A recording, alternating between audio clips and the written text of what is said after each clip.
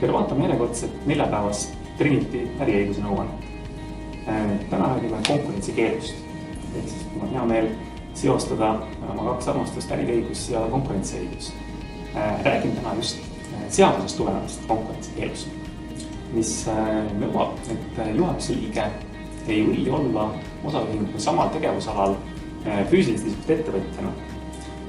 Samuti ei või olla samal tegevusalal tegutseva täisühingu osanik või siis ka usaldusühingu täisosanik.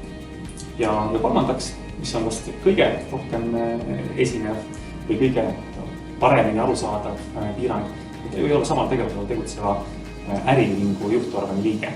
Välja arvatud juhul, kui see äriühing ei ole samas kontsernis.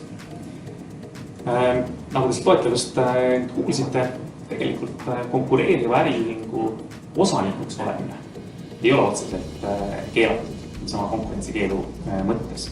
Samas ei tähenda see seda, et seal mingisugust riske ei ole ja juhatuse liige võib vabalt olla konkureeriva äriühingu osanik.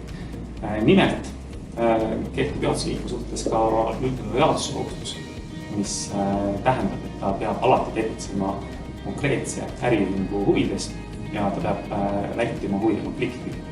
Ehk siis ka tavapärased osalused, aga eriti loomulikult valitseva mõju andvad osalused teistes äriühingutes, konkureerivates äriühingutes on riskikoht. Kui teil selle küsimuse osas on mingisugust täiendavat informatsiooni ja siis võtke meie julgust ühendust, aga muidu kohtume järgmisel nädalal.